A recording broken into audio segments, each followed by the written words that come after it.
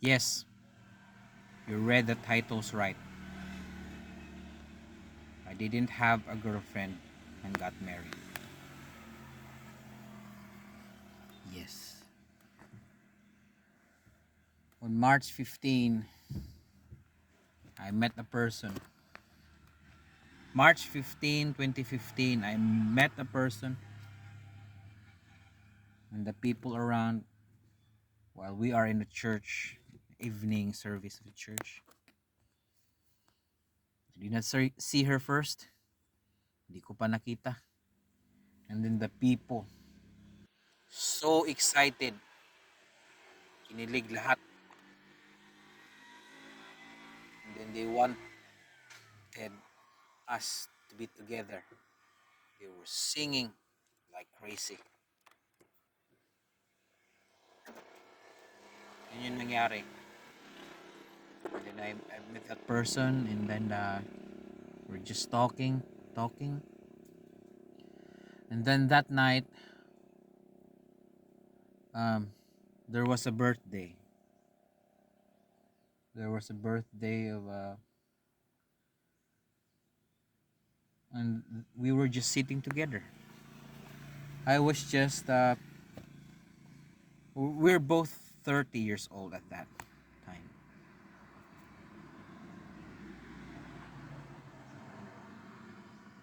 Then if you don't believe on God, that's fine. But for me, God talked to me to marry the person. Sabi niya, do not uh, do not refuse. Number two, do not find another one. So in Tagalog, huwag kang tumanggi at huwag kang humanap ng iba. Huwag kang maghanap ng iba. That's a perfect command from God. You know, when you hear God's voice, it's parang nakakatakot. It's like you're hearing the devil also, but it's not the devil. It's just holy and sincere and serious. It's like the commander of the universe. My description is, it's like the voice of the Lord. This is my closest description of the voice of God talking to you. And God will talk to you not like this, but by thought. God talks by thought. So you will really understand what God is trying to say to you. Okay? It's like the voice of, it's a big, like a voice of Optimus Prime and Thanos, but bigger. That's how I hear the voice of God.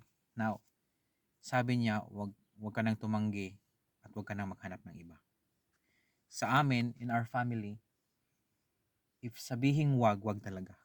It's a big deal. So, God talked to me that way. And I said, yes, God, I have to marry the person.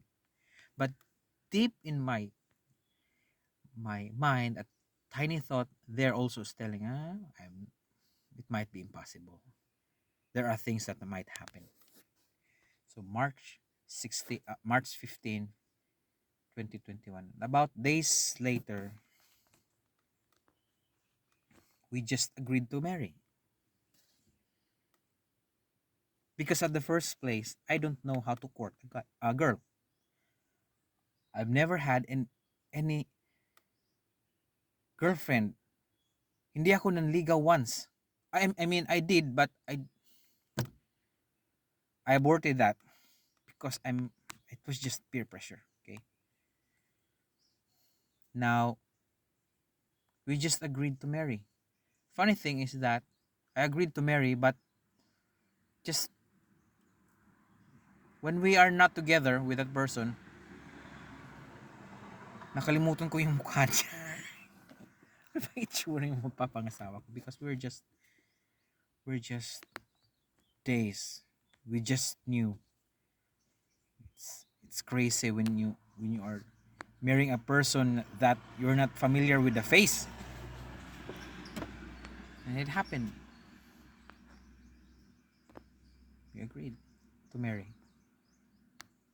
And at the first place, God granted my crazy thinking because years before, that's the thing that I want to get married. Kasi nga hindi ako marunong manligaw. I wanted an accelerated program. Just like the school, di ba? May mga accelerated programs. You skip school, and then you graduate like this. Hindi talaga standard. I did that. It happened to me, but I wasn't expecting that the person would be her. I was happy and confident about it. So May 21, yun na. Meron na meron ng mga parents namin, my parents and the in-laws, her parents, May 21 with our pastor. We call it here pamalay. So it's the real deal. Kailan yung kasal, ganyan.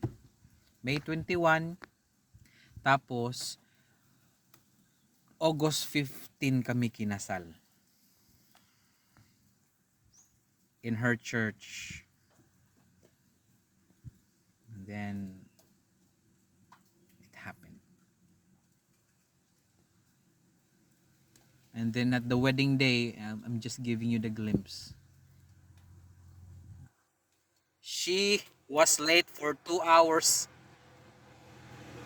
Nauna na yung procession march.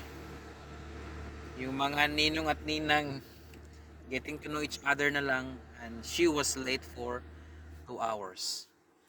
Many people were joking, hindi na yon sisipot. Pupunta na yon sa ibang kasal. Kinidnap na yon. And then I was just inside my mind talking to God like this. You wanted it, God, then I was here. I was just volunteering. But after 2 hours and just a few minutes, she came. Then I began to sing. I sang Gary V's. How did you know? How did you know? I needed someone like you in my life. Okay, I sang it because it was part of our program. So we got married. Going to sixth. Few months or next month we will be on our 6th wedding anniversary. So it is possible na you will still get married. So I married not a girlfriend, but her friends are also my friends. I didn't know her, but my friends know her. And she didn't know me that much, but her friends know who I am. So we are married by God's grace. She's a very energetic woman, high initiative, lots of plans, which I need.